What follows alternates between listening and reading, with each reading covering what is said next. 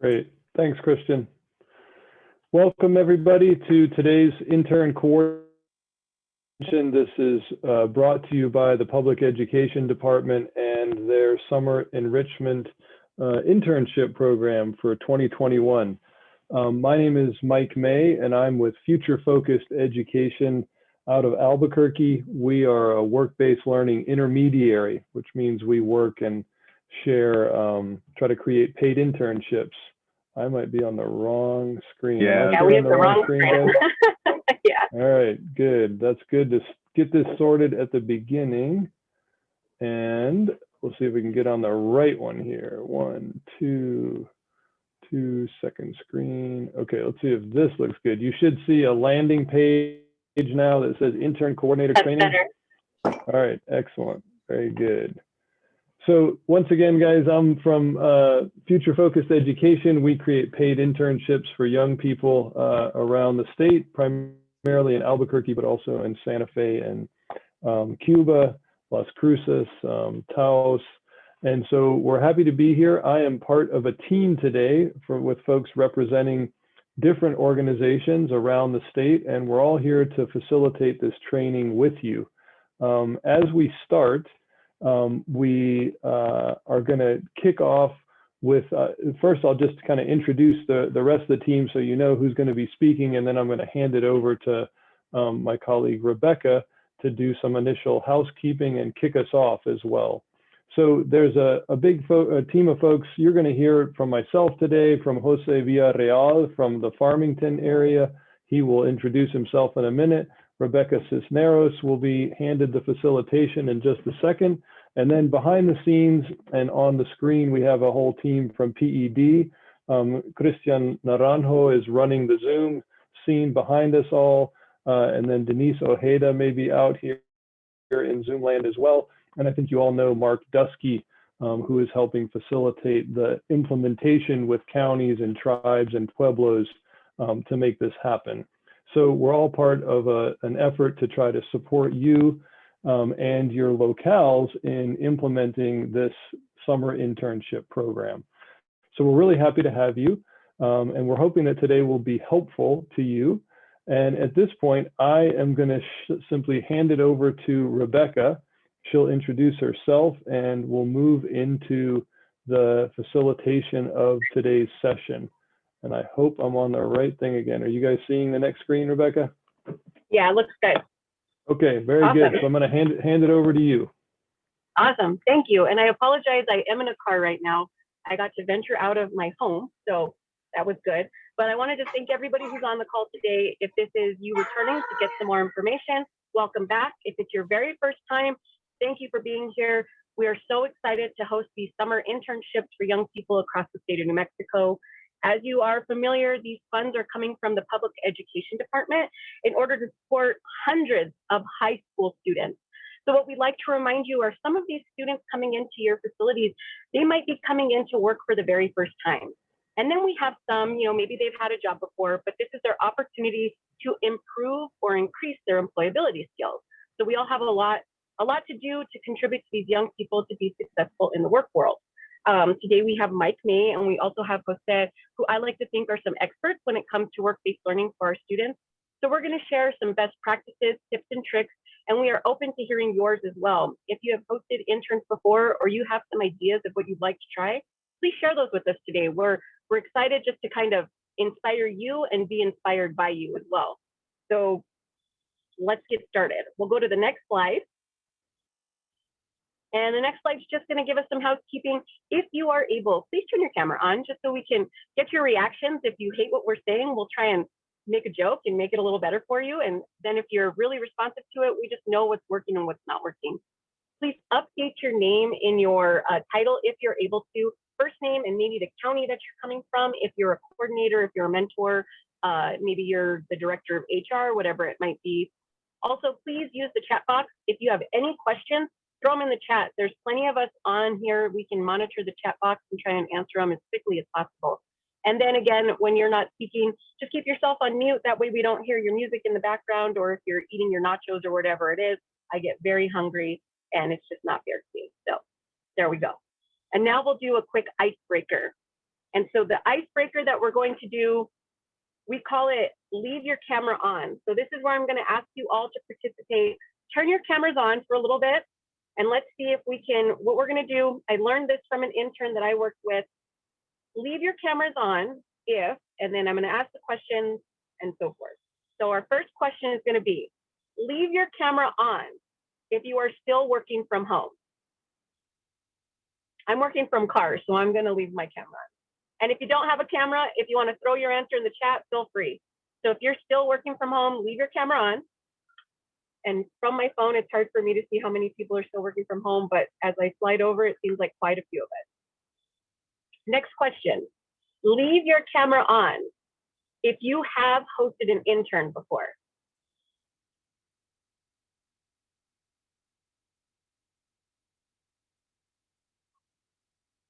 Okay, it looks like we've had, and it seems like in the chat, no, first time, awesome. So for the newbies, I hope that this training is extremely helpful.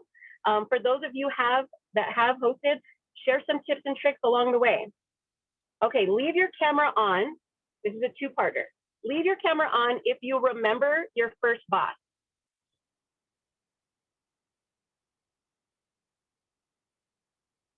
And keep your camera on if it's a good memory.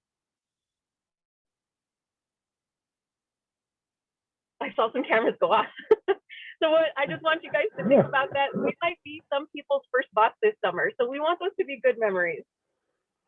Leave your camera on if you have ever called in sick.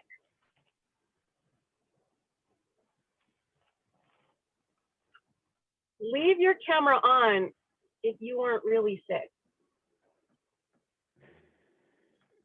So that happens too. So I know when I think I was 16 at one of my first jobs, I called in because my hair straightener broke. Would I do that now as an adult? Absolutely not. You know, throw your hair in a ponytail and get your butt to work. But there's going to be some lessons learned along the way. So I just want to really get you guys thinking about some of the experiences you might have with these young people this summer. The very last question, leave your camera on if you are excited for this internship program this summer.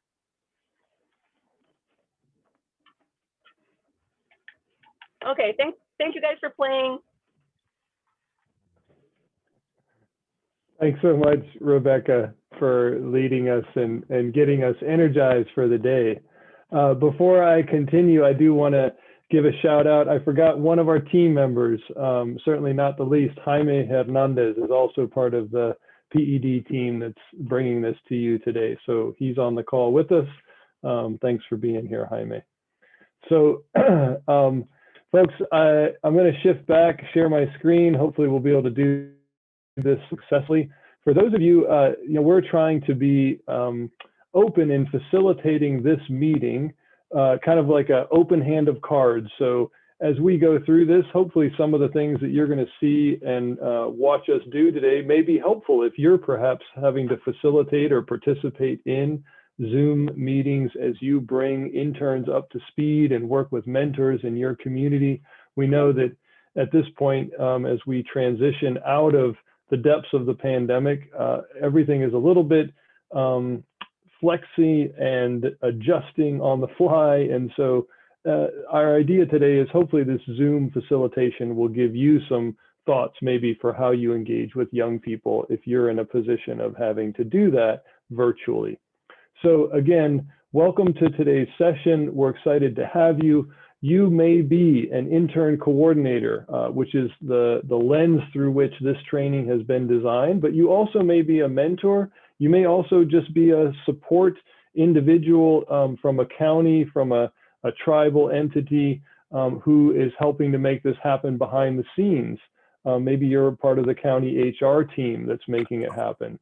So regardless of your role, we're happy to have you here. If you are returning, as Rebecca said, Jose and I will try to liven this up as much as we can, but some of this information may be repetitive for you. And if that's the case, we hope it's helpful the second time around. Maybe you'll look at it with a different set of eyes. We're just going to jump into things. So our goals for the day is we want to give you an overview of expectations that we think fit with the role of an intern coordinator.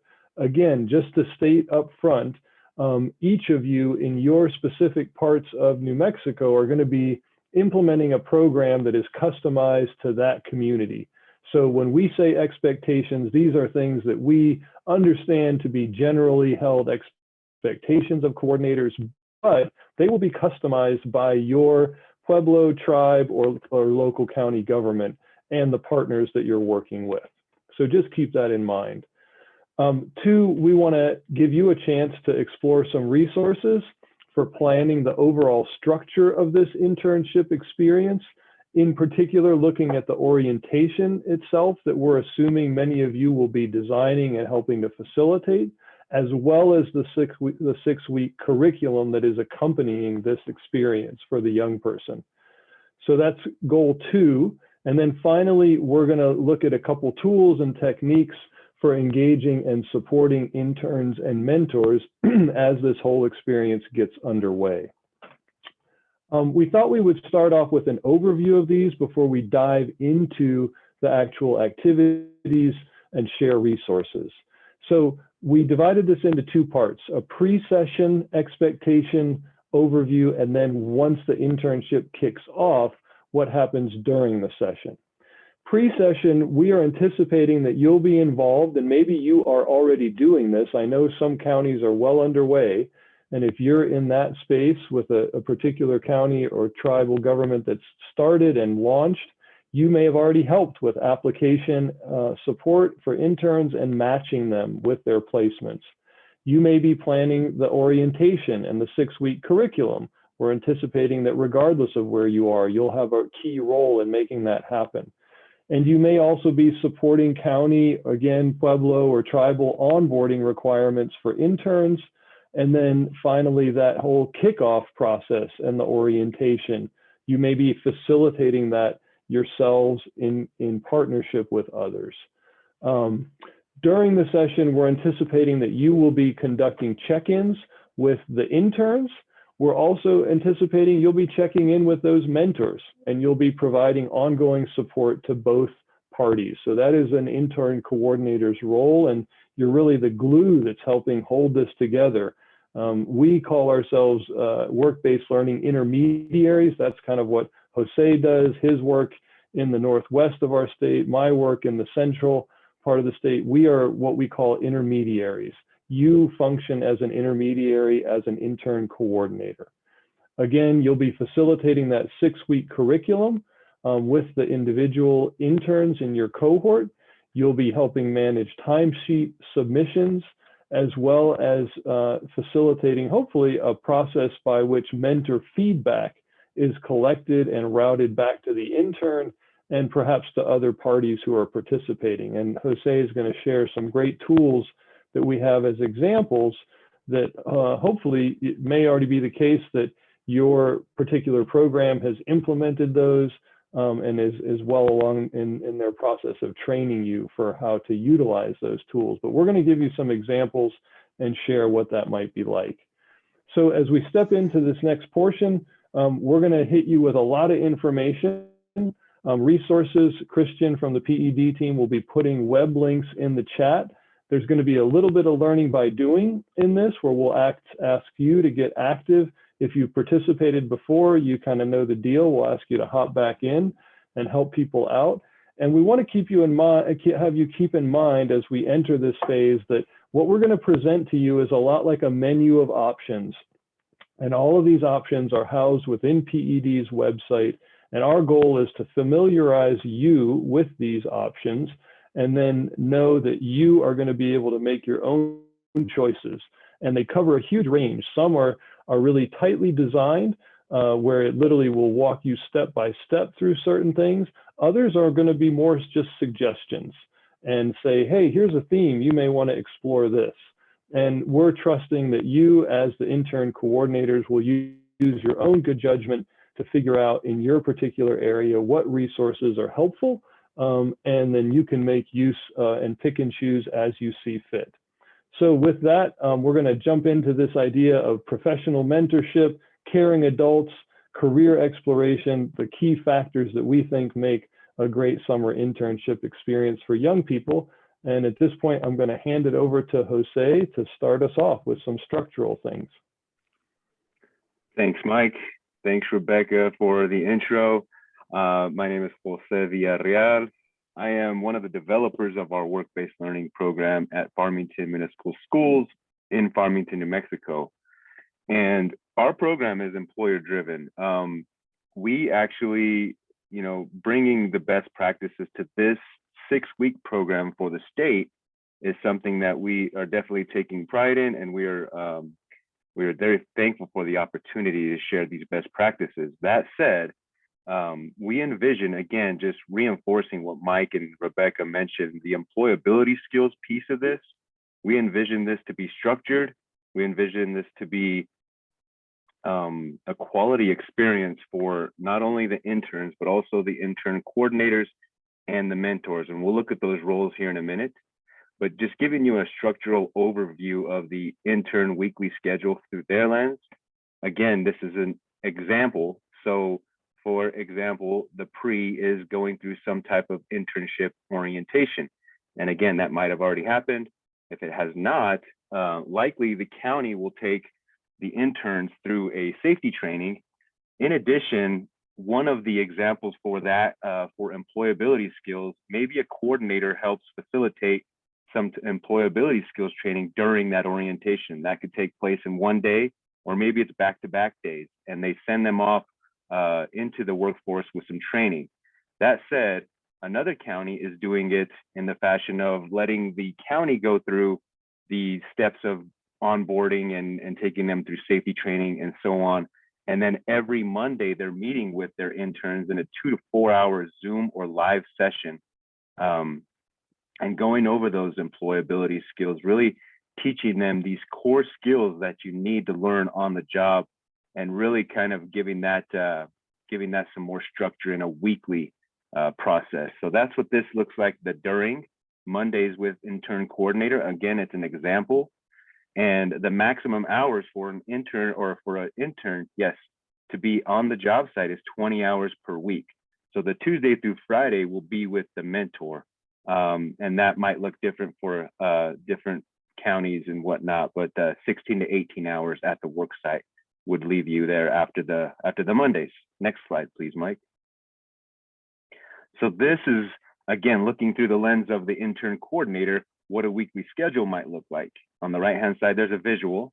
And again, just going back to the internship orientation, maybe you're a co-host, maybe you're able to, there's already a question. We'll touch questions here in a little bit, but maybe you're a co-host, maybe you're, again, just witnessing and then kind of filling in with the county. But then during these employability skills that I'm mentioning here, we've got some tools that we're going to dive into here in the next few slides. One of them is facilitating a mentor feedback form, which is in a Google form platform, and it goes out digitally to mentors. Also, timesheet validation. So we have an example of a timesheet.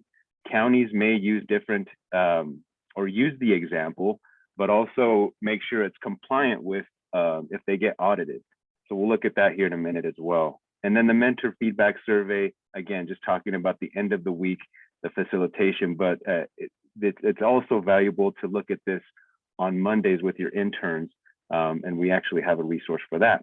Ongoing planning and support, that's kind of the 20-hour week, if you will, for a coordinator to really make this thing quality. You're going to have to plan every week for that Monday, your time with the interns.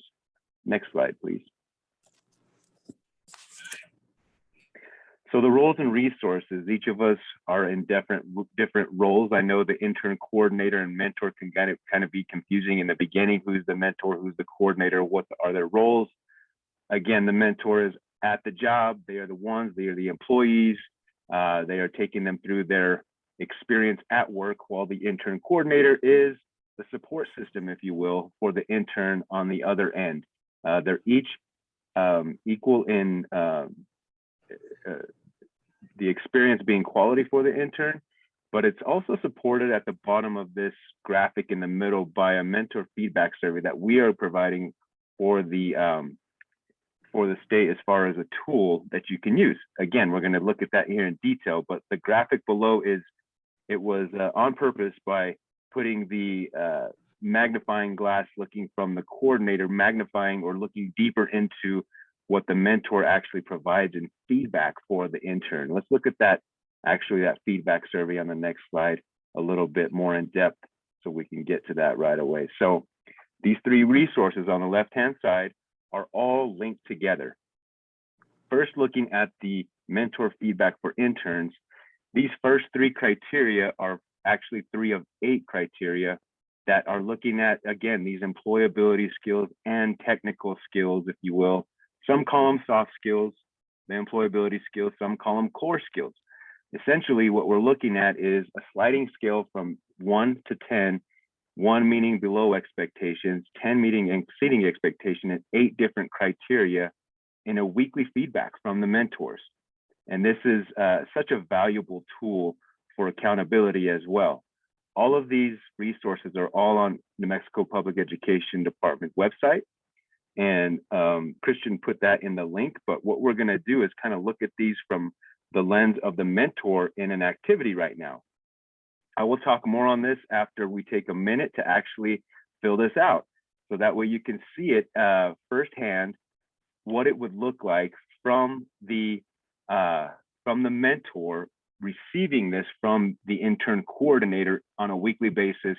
Again, so I just dropped it into the chat box. Let's take 1 minute to just look at this as if you were receiving it from an intern coordinator so we can review it in detail here in about a minute on exactly what that will look like on the other end. So please take this next few minutes to fill that out, or just at least click on it and see if it's accessible. If you're having troubles opening it, please put it in the chat. Again, this is just a test. It's an example, so you cannot open it. Okay, I hope, let's see if others can. Alicia. If it's a theme, then we'll opened. Okay, Monica can open it. Okay, I can open it. Okay, so we look like the trend is I was able to open it. Thank you so much. So yeah, again, this is just reviewing the tool in detail. It is a test, so all of the feedback's going to come to me once you submit it. And Sandra says, try copying and pasting it into your browser. Great. Looks like the theme is everybody's able to open it. So again, just looking at this tool, work habits and attitudes, technical skills, dependability, appearance and grooming, problem solving, so on and so forth. They're all critical to any job that anybody works. And there's also an additional comment section at the bottom, which is an incredibly valuable tool as well, as far as accountability with a student or an intern if they, for example, are not showing up to work or get on their phone during work.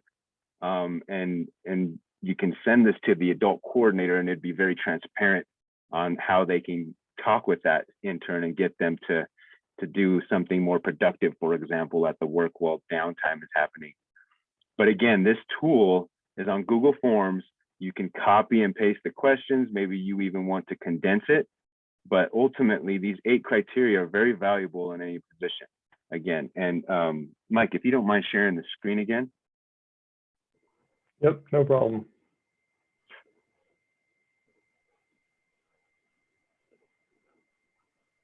Are we on the right one, Jose? Yes, yes. So just before we go to the next slide, just one more pointer on this tool. If you're an intern coordinator and want to use this tool, set the expectations with employers that you're going to use this every single week.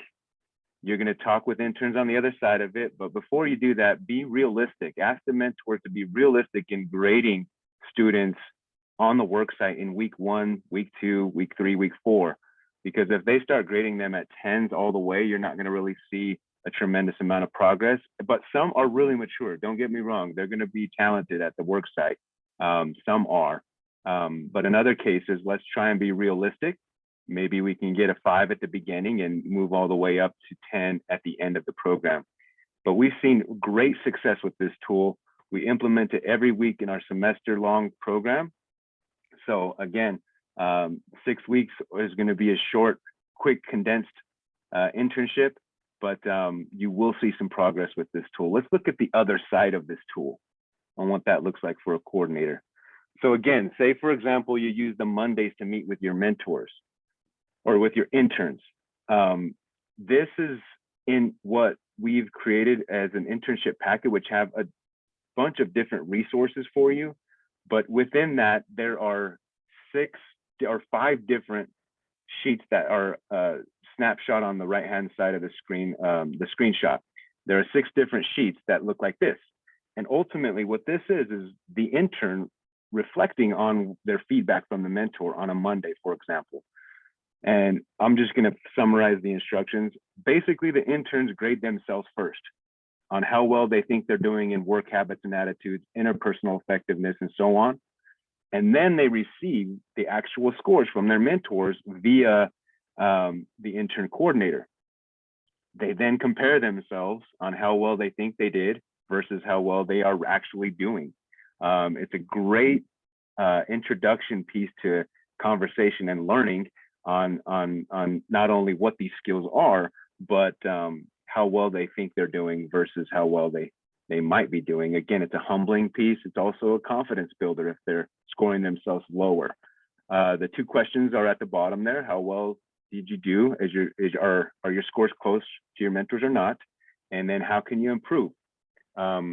We definitely want students to share out and maybe lead these discussions on best practices that they're doing in order to be really good at communication competencies, for example. Moving on to the next slide. It's also attached to the employability slide deck, employability skills slide deck that we've provided. These are all, again, found all together, linked together, the 3 resources on New Mexico Public Education Department website. Going on to the next slide, Mike. These are a couple of snapshots of basically what's included in the PowerPoint slides. So again, as you can see, the 1 through 7 on the left-hand side of the screen, even on the right-hand side, is pretty much aligned with that, that tool, the employability skills tool, which is effectively grading them on all of the skills within that survey. So each one of these actually has a few slides attached to, for example, productive work habits, teamwork, that have talking points there for you and really introduce the subject.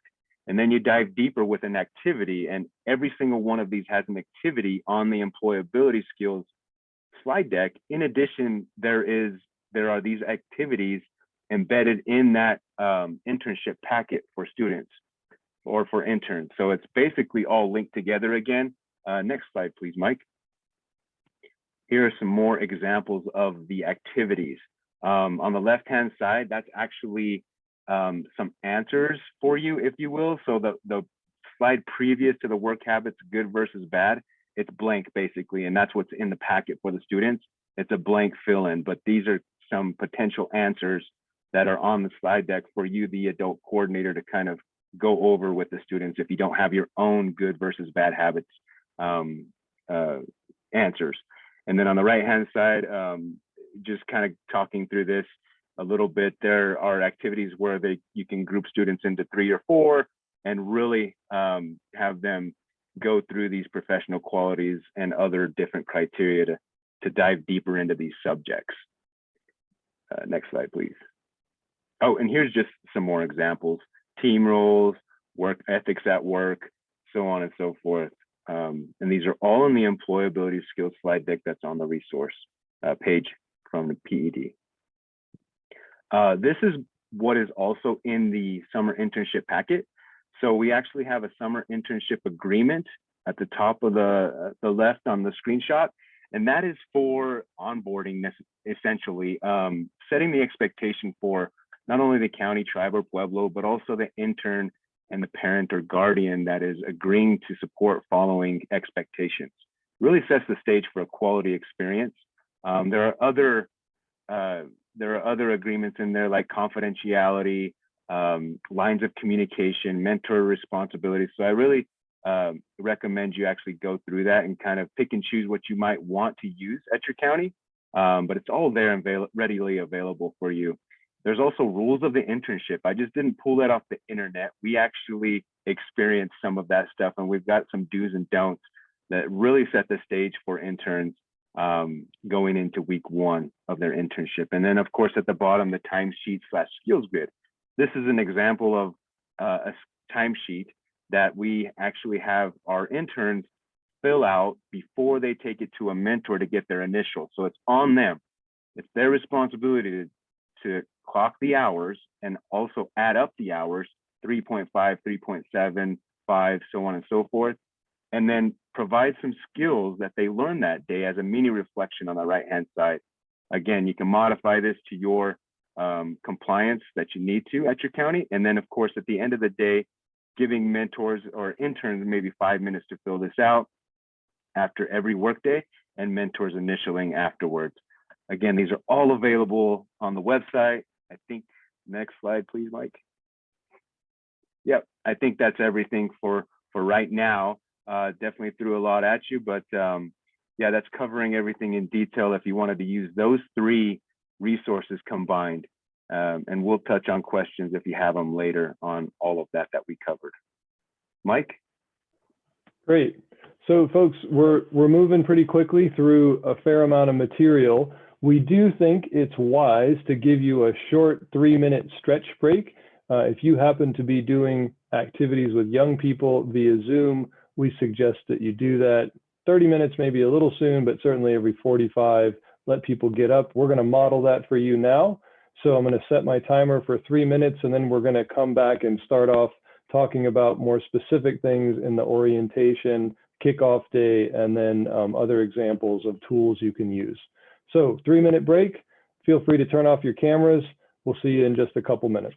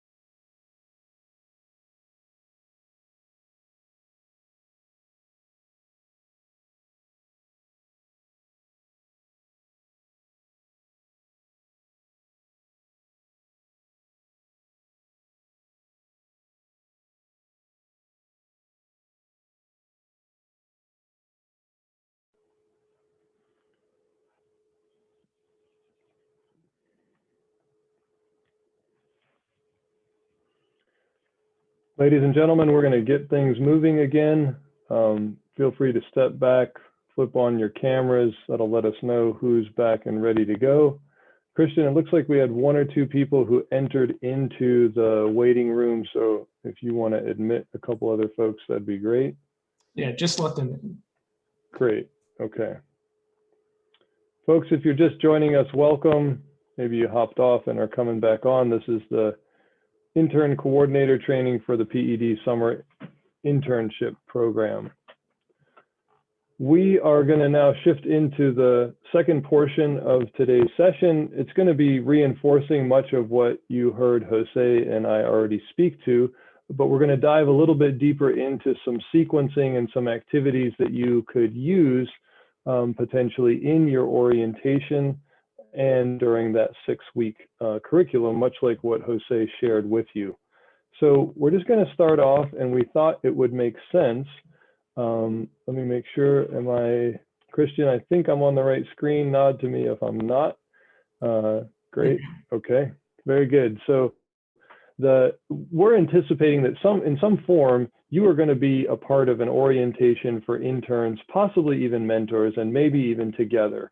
So whatever you do, we think that it's going to likely occur with some orientation from the county, pueblo, or tribe that's also making this happen.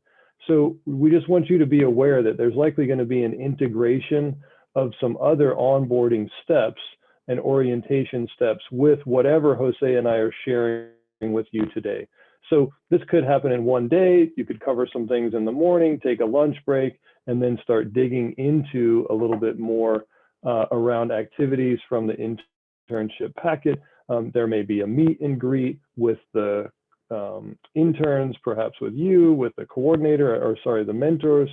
So again, the sequencing that we're going to step into now, we're going to give you some ideas, but also perhaps some order in which you could do this. So the resources, again, are on the website. These in particular, the activities that we're going to be looking at for this section are found in this condensed titled resource, as well as then, and that's in the form of a PowerPoint, and you can pull that, and maybe you think like, oh, we're kind of under the gun, we don't have time to put together an orientation with slides. You could actually pull and use that, and there is a facilitation guide that goes with that. So as an intern coordinator, if you're feeling like that would be helpful, this will be some pretty specific steps and a facilitation guide, not as much choice as those first resources that Jose shared. So keep that in mind. Jose, some of the packets he shared with you also on the website have quite a breadth of activities, cover a lot of ground, and these will be more condensed with less choice. And in particular, some counties have said that's helpful. We don't have the resources to think through something that may be more customized. So that's what this is designed to serve as a tool for. So we're going to dive into this. Here are some sequences for an orientation. Now we have this labeled day 1. It could be a half day. It could be something that you break out over a period of time. We suggest that somehow you do some icebreakers, some get to know you activities. Sounds fairly straightforward, but we felt it was worth mentioning here. And again, some community building within your cohort. And we're going to try one of those in just a second. There's some activities in this orientation packet and the facilitation guide that allow young people to start identifying their strengths and that ask them to engage with notions of world of work, kind of their values and perceptions, as well as their own hopes and fears. And so we thought we would start this off with just a very simple activity that we're going to ask you to use the chat as a tool to engage with. And it's called checking assumptions. And we're going to start off kind of first in a negative space. So you are intern coordinators. You're going to be engaging with young people and the mentors. And we'd like to ask you to think for just a second about negative associations that you have with the world of work. So think about your first job, maybe think about work in general. What are some negative associations, and in particular that a young person might have when you say, hey, tell me what you think about work, but frame it. What's the stereotype? What's the negative view on that? And we're going to ask you to put that into the chat, and we're just going to see what we can generate in this session. So I'll ask you to start populating. I can see it's already moving pretty quick. Work is time consuming from Jeremy down in Roosevelt County. It interferes with my time with friends. It's boring, have to wake up early, boring again. Why do I even have to go to work? I already know all of this. My boss doesn't seem to care about my life. I am not understanding this job. There are other people who are not working hard. They're lazy. I don't like being told what to do. Work is not fun. I can't play video games, right? A loss of freedom. That's a loss of freedom correlates to a commitment, right? And teenagers are notorious about having some issues around commitment. So that's something to keep in mind as a coordinator. And somebody who's saying, I don't, my appearance in this work setting, Rebecca's popping in, my uniform is not cute. Absolutely, right? Maybe there's some requirements of that position. Work is not distributed evenly. When we poll young people about this and ask them, they'll even say things like, I'm going to be with old people. I'm going to be in settings where there's nobody who's going to be my age. They'll say things like, I'm going to have a mean boss. I'll have somebody who's like the person from The Office, and they're going to be dysfunctional, and there's going to be a lot of drama. And you'll even have young people, when you poll them about some initial work placements, they'll say, I've got enough drama in my life. Why would I even want to do that? So these are all things that we're asking you to think through, just to put your mind in the space perhaps of a young person, maybe just to activate your own thinking, right? These notions are not just held by youth. So again, this is an activity that you may choose to do with your interns, either in the orientation. Maybe this is a neat sharing activity with their mentor when they first come into contact, or maybe it's a group activity to put some things out on the table. Now we're going to take a second and actually spin this and go in a different direction, so you could see, once you've named negative, what's something you could do in a more positive direction. So now what I'd like you to do is think for just a second, what is your dream job? And just take yourself right now, wherever you are in your life, whether you may be mid-20s, maybe you're in your 50s, what would be your dream job? And we're going to use the chat again to put that in. So go ahead and start popping that in.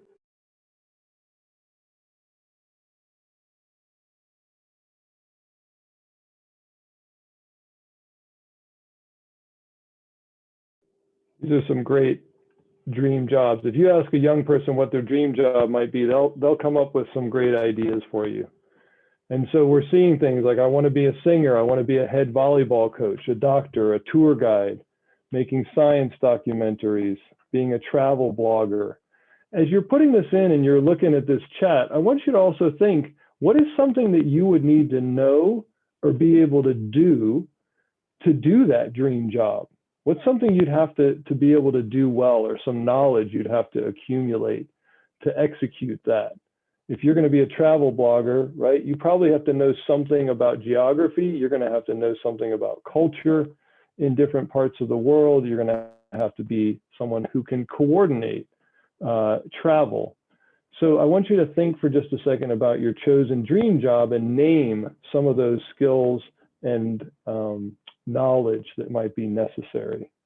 So Petra's writing in, she thinks you might need to be a people person for her space, organizational skills, being able to write well, Amanda's writing in, logistics, how to tell a compelling story, how to listen to people is what Tim writes in from Bernalillo, certain knowledge of skills from Alicia.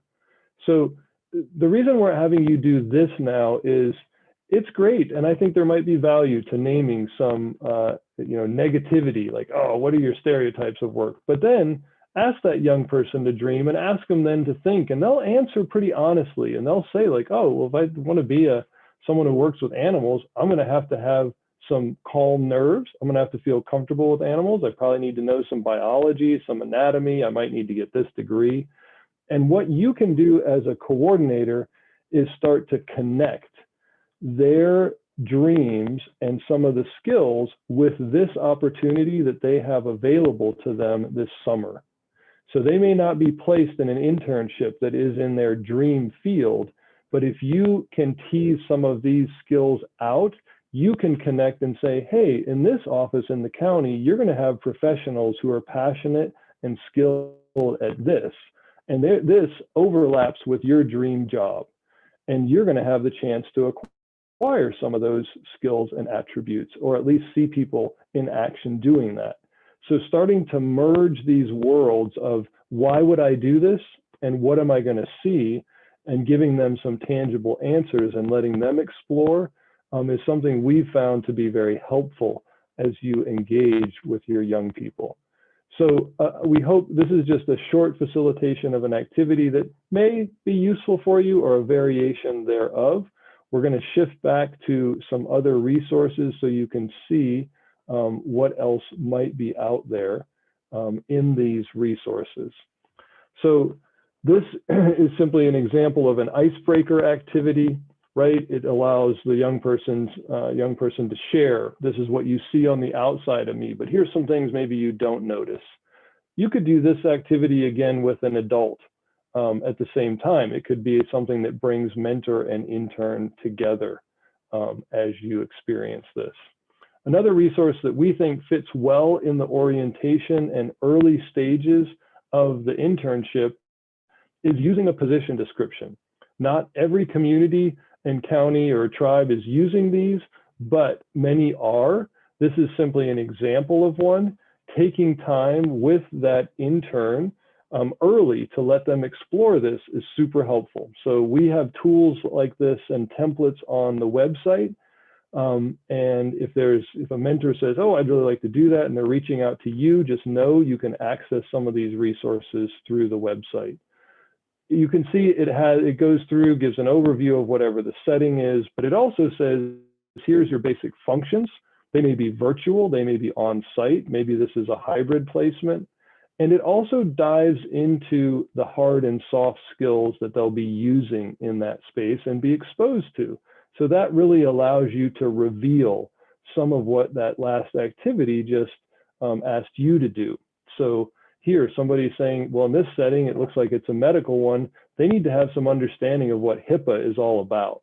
Well, HIPAA is a pretty complex thing. And so that's a great thing to let them start digging in, like, oh, what is that? Maybe they know already, maybe not. So again, these are simple tools that we suggest you might want to consider building into those early days of orientation or early hours.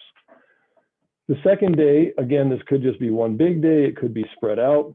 We're going to run through a short activity that's called an empathy map. We're going to suggest and show you some ideas for how you might run some first day readiness activities.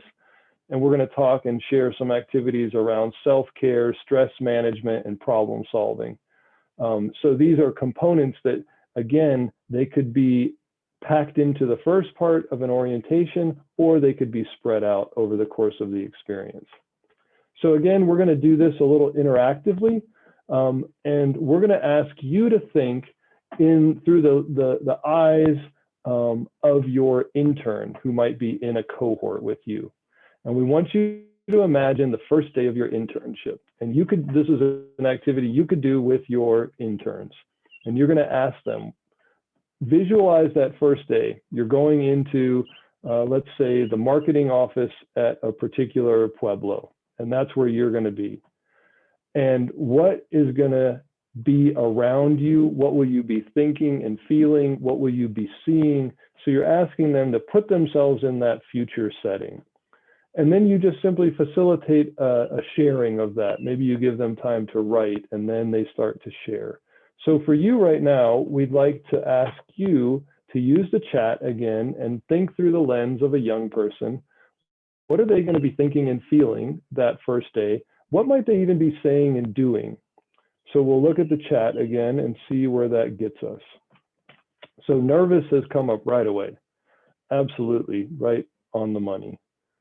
What else? Scared, overwhelmed, excited.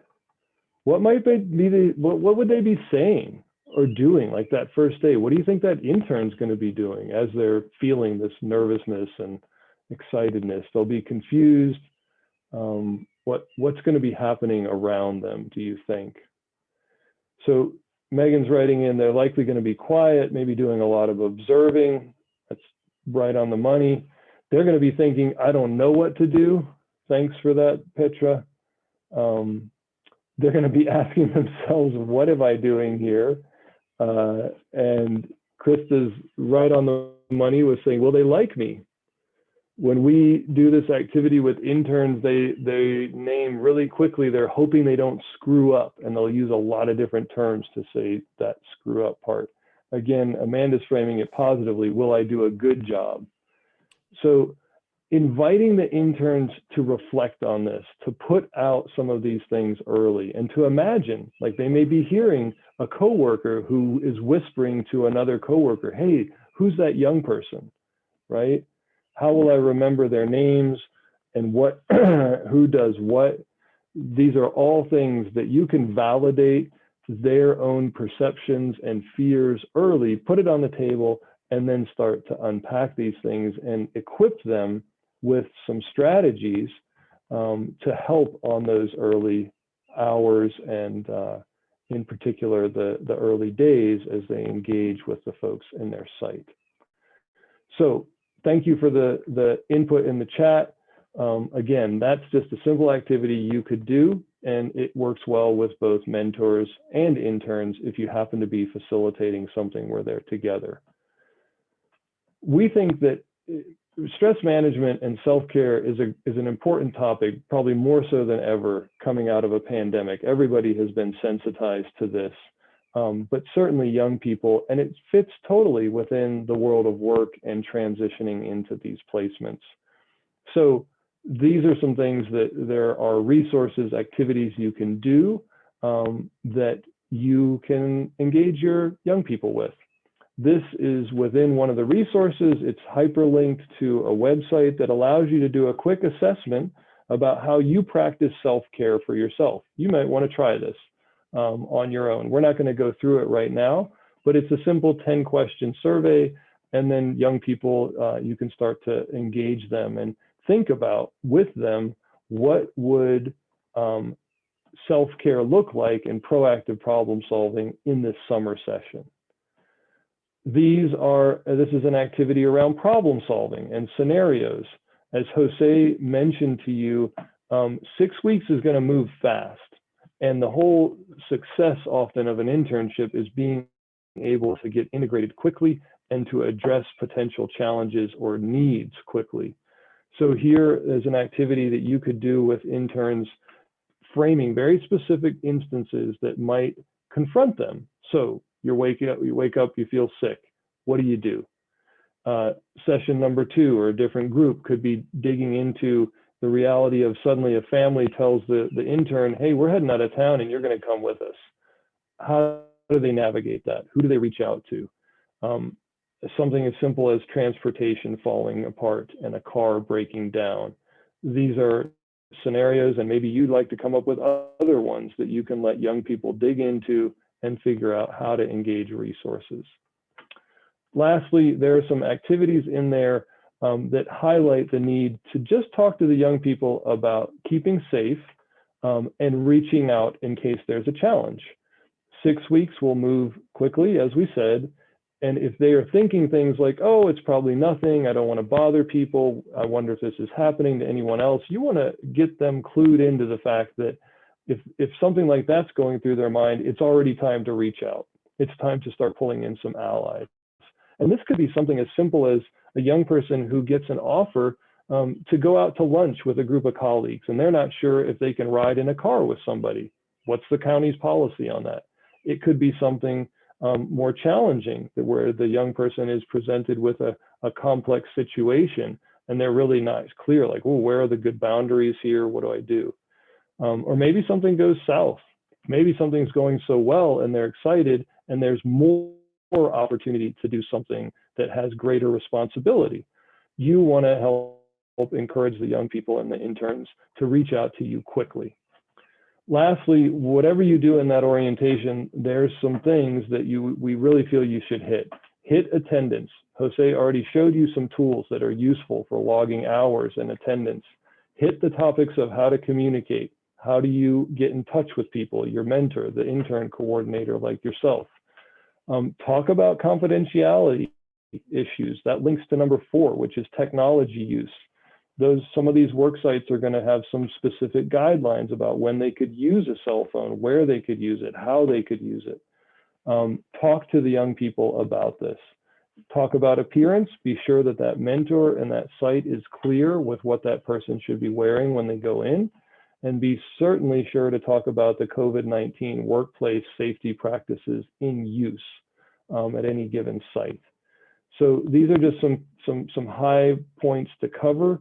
Again, we already mentioned the need to be very explicit around coordinator and mentor contact.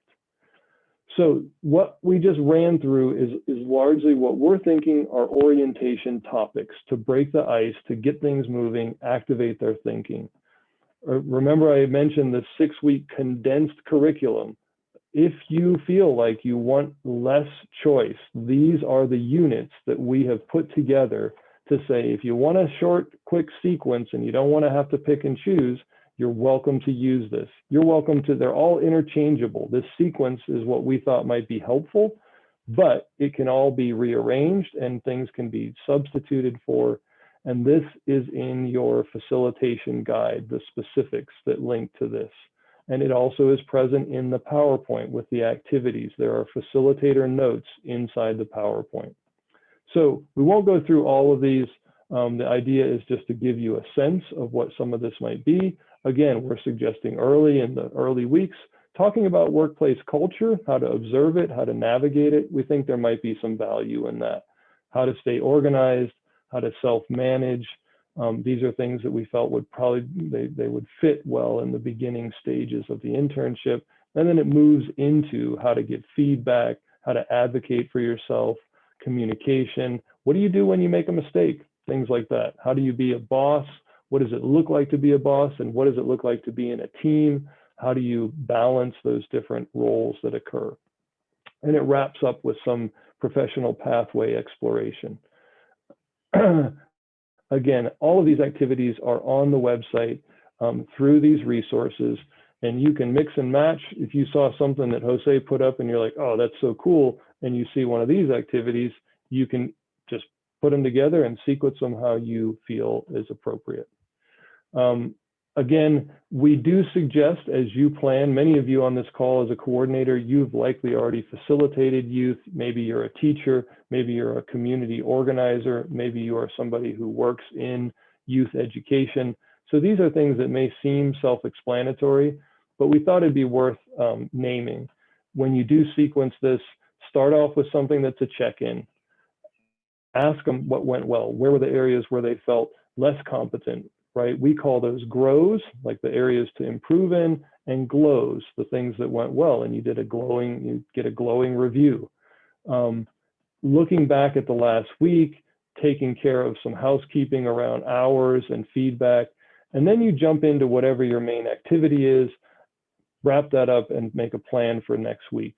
Hopefully the activities, if you do choose to run through these with a cohort, they can lead into and prep, like, hey, keep an eye out for this in your work setting next week because we talked about it now, or we debriefed this. So any method to the madness that you choose to employ, we think will be helpful. Again, these are simply the activities. In week 1, for example, you could dig into each of these bullets as kind of links to an activity in the packet that you have. So again, self-management, self-organization, task management, how to stay on top of life in your internship. Young people often find these types of things really helpful.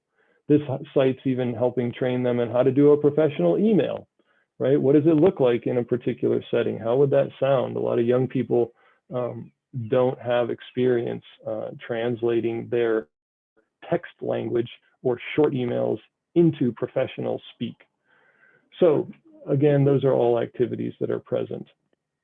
So we thought it would make sense at this point to use the chat. Some of you are already underway before we do the final portion of this. If there are any things in particular, especially those of you who are back now for a second time, maybe even a third time, because this is the third time we've done this.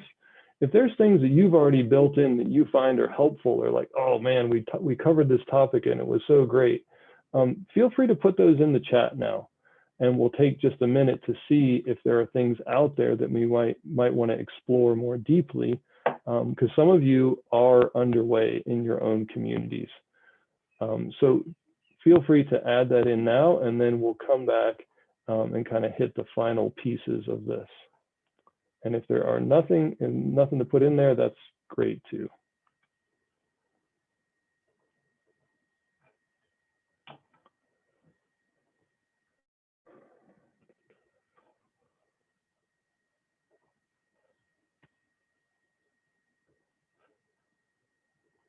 Okay, so we're going to race towards the end here and open it up for questions in just a minute. Last couple points. Remember to keep an eye out for early warning signs. And you could even brainstorm with your team. Sometimes you can do this up front with even your young people. Hey, what would it look like if things started to be problematic in your site? And young people will tell you that, like, oh, I'm not showing up, or I'm feeling disillusioned. I'm feeling like somebody's not paying attention to me or looking out for what I'm doing, or I'm getting repetitive tasks that are not interesting. So be ready with that.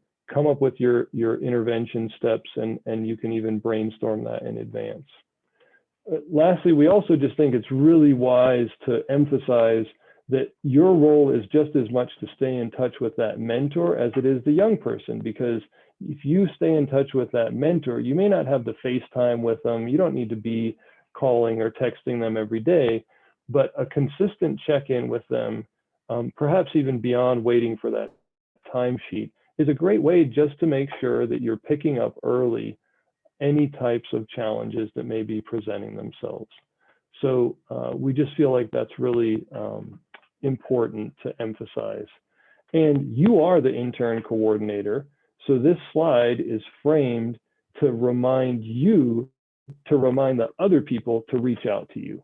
So that mentor should have you on speed dial or email ready to go, text, whatever it is, as should the intern and the mentor both. And that is, again, in the issue of proactive problem solving, try to establish those relationships early, and then you're really ready to go and ready to respond. So at this point, we've covered a lot of ground. You guys have been very patient. We appreciate your participation. What I'm going to do is drop a link, a survey link now in the chat, and we would love to have you take about 5 minutes to fill this out. This is a way for us and our team just to get some feedback from you all. We are wrapping up our trainings, but we'd love to get your perspective. If you have done this survey before, some people asked us, feel free to do it again if you think something else struck you. If there's feedback you want to share, if you feel like that this was similar to what you experienced before, there's certainly no need to do it again. But we'd like to give you 3 to 4 minutes to start that. At the same time, we're going to start. You can, for those of you that maybe have done it, you can start formulating questions you might have. You can go ahead and start popping those into the chat. But then after this survey, we will move into a Q&A session where Jose, Rebecca, and I, and the rest of the PED team will do our best to support you with whatever's on your mind. So I'm going to clam up for a bit, and we'll do the survey.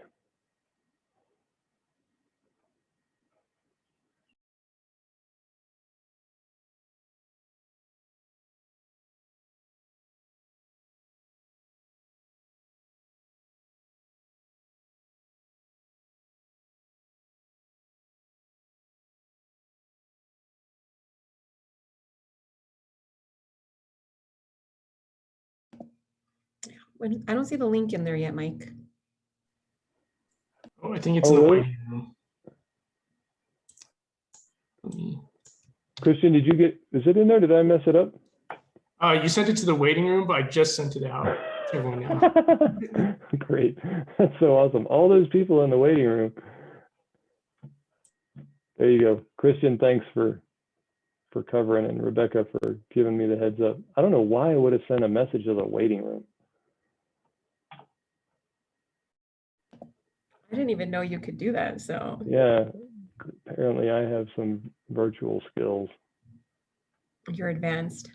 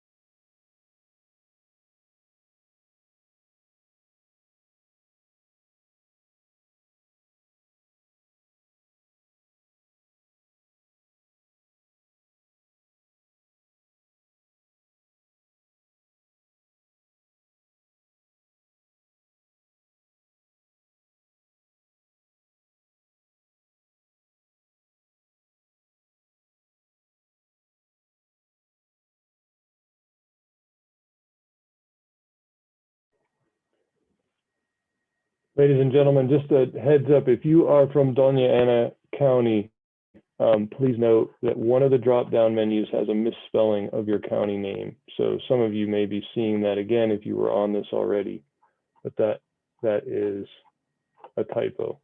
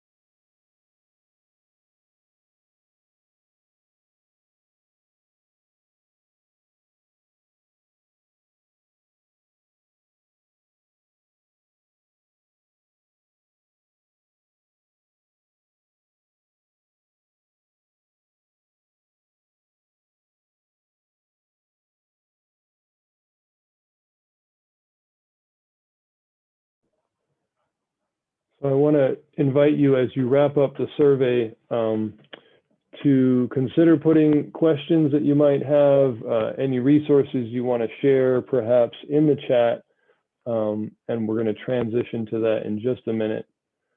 Thanks so much for taking the time again to do this survey. The data here is so cool. It's so neat to see how many folks are just coming out from so many different geographic areas of our state to help make this happen. And that just cuts across counties, pueblos, tribes. It really is great. And we know this is a big effort to try to put this together in a short period of time. So we do hope that some of this information is helpful to you, because we're really appreciative of your efforts, and we want to try to facilitate it such that it's manageable for you and for your teams. So any questions now in the chat that you might have?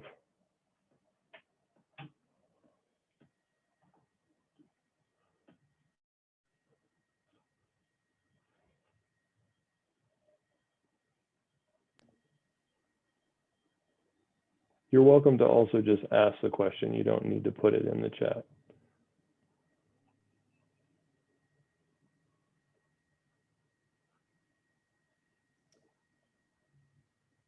You got one in the chat now, Mike. Yep. So this is from Amanda, Santa Fe County. Who do we send completed timesheets to? Jose, you want to take that? Yeah, sure. So I think so. The fiscal agent in this is either your county, tribe, or pueblo. Mark could probably answer this question in more detail, but they are the fiscal agent. So they are the ones, unless they're sub-granting or subcontracting with other businesses, other partners, non-profit organizations, for example. Ultimately, they would be the oversight of those timesheets, the accounting department, accounts payable. So yeah, that's who I would recommend seeing. Who, for example, if you utilize the tool that we provided on the website in the internship packet, that timesheet, they one county that I'm working with hands-on, they modified it to where it's compliant with if they were to get audited, for example. And there were 3 different signatures that actually are going to happen on that timesheet. One of them is the initials from the mentor, but there's a supervisor that would need to sign on the mentor side, and then the adult coordinator would sign, and the student intern would sign as well. So that's how they're doing it. And yeah, that's one way to do it. That's great. And to Jose's point, folks, you're going to want to reach out and really within your own program in your locality, figure out who that's going to. Hopefully that as you've been hired on, that's going to start coming to you. But again, those are going to be local pathways and specific guidance, because they may be doing those timesheets some way differently. They may have them actually within the county management system virtually, and there could be things that come virtually, right, digitally, that have to be checked off upon. So remember, that'll likely be customized per your specific area. Steve asked the question, how many students will we be supervising? How many mentors will we be working with? Again, that'll be locally determined. We just know there is a max of interns. So we set the threshold at 20 per intern coordinator. So in theory, you could be working with 20 young people and 20 different mentors. Again, that may, some counties and areas are focusing more on a lower ratio, or maybe they're breaking people up differently. So you'll explore that with your local folks. I love this question from, well, let's take the last one that Leslie put up. It's an easier one. When would student interns get paid? Again, this is going to be referencing a conversation with your local facilitators for this. They will set the schedule. Maybe it's the same pay schedule as the county employees or tribal employees, maybe not, but you'll coordinate that information through them. Alicia asked a really great question, which is something that we didn't name specifically. We have in some other trainings. It's what happens if a mentor and a student don't work well together? And it's great that you popped this in. Could this intern be reassigned or fired? So I'm going to just hit this, and then Jose and Rebecca should chime in. First, anytime that you feel like something is not working, we would ask you to get active quickly and start to play that intermediary role, understanding what's happening from that mentor's perspective, what's happening for the young person. 95% of the time, quick intervention and perhaps even a meeting of the minds to sort out what's going on and to create a safe space to work through some problems and problem solve will take care of a lot of challenges. If that's not the case and things progress and start to devolve and not be very functional, then we would ask that you engage immediately the other folks who are helping manage the program to start to think, all right, what might need to happen here? What we encourage in the trainings is that for mentors in particular, we don't see this as something that they have the position to fire an intern. That the hope would be they turn instead to you, to the county or tribal Pueblo supports to start engaging quickly with how to approach this. If for some reason an internship needs to be ended, it should be done in a process where multiple heads are around that and a determination is made. What's the nature of that? What's the follow-up with the young person? And what might other options be before and short of terminating the experience? It could be, as this question alludes to, maybe there's a reassignment. Maybe there's a reassignment or a shift and a reorganization that happens midstream without even getting that far. So again, I'll just finish my part with saying, try to be proactive, reach out to your partners quickly, and don't approach this from an HR lens. And we've encouraged the mentors not to do that either, to try to reach out to folks like you and their other partners in the county. Jose, Rebecca, what else might you add to that? I think you covered everything, Mike. I think that was well said. Yeah, I don't have anything else to add to that. Yeah, I think that you covered it really well. I've hosted interns before, and I've had some that I think were overachievers, and I've some that we needed to get on track a little. I use the tools that I've learned from these two organizations. Creating a plan, a day-to-day outline made a huge difference from one program that I ran to the very next summer when I gave them that plan. I noticed, I mean, maybe the kids were just better, but it really helped identify the expectations too. So hopefully some of these tools you can utilize just to help avoid any kind of conflict or problem. But again, I mean, it's only normal that sometimes things just don't click. But I think, Mike, you approached it in a great way. I don't want any young person to lose the opportunity, but then again, we don't want any of our employers to be taken advantage of or to be put in an uncomfortable situation either. So, you know, similarly, just for everybody still on the call, I'd like to flip the question and say, what do I do if my intern decides to quit? And that is also that's probably potentially even more realistic than an intern or someone needing to be quote unquote fired. It often is the case where the intern will frame for any number of those. You remember we covered those scenarios. They may see a problem as so insurmountable that they feel their only choice is to step away. And I think, again, the same answer applies. Try to engage that young person, pull in other resources, pull in the mentor if appropriate, try to problem solve. It may involve parents, a guardian, other resources that your area has put together to support the young person. So just be aware that tendency to think something is not in a position to be worked through, that could come from either end of this. And your role as that coordinator intermediary is really to try to enhance the communication, as Alicia said, and just get as proactive as you can, as quickly as you can. It's some of the life lessons, right, for work-based learning, learning to work through challenges and differing expectations and working with others to do that is a great growth learning by doing space for young people. And it continues to challenge us, right, as adults, to try to think creatively and maintain that open, supportive mind while setting firm, healthy boundaries for young people. Yeah, and Alicia, so much for the communication is the key. We did not add a communication tool, really.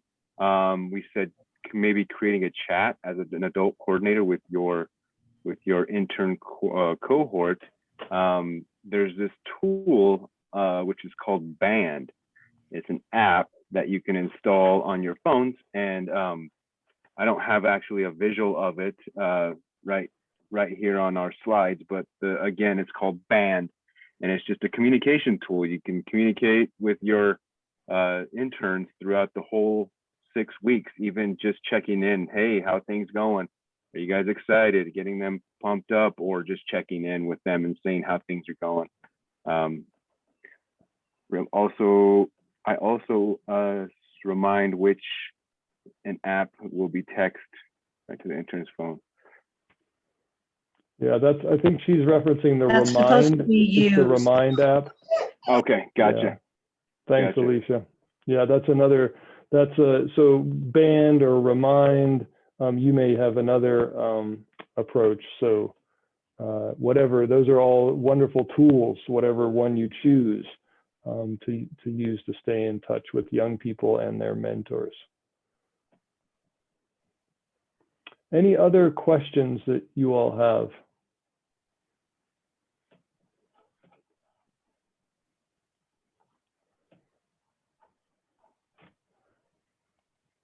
Well, we've gotten pretty good at Zoom silent wait time, but we also don't want to keep you on here unnecessarily.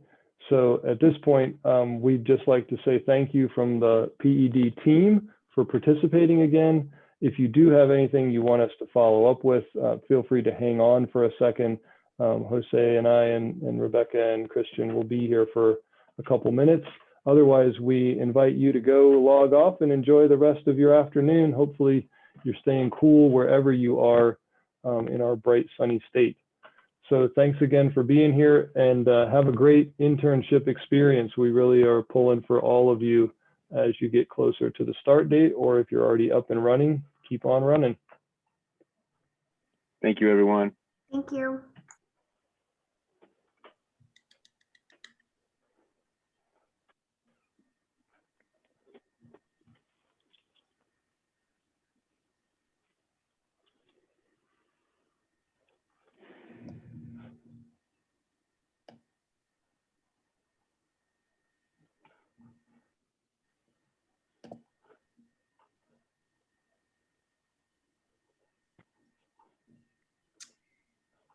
So Sandoval County has a question. When is the start date for everyone's interns? Everybody's starting at their own time. So we're trying to gather that information.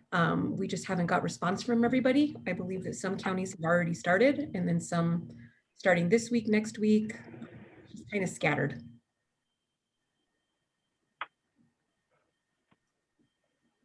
You're welcome.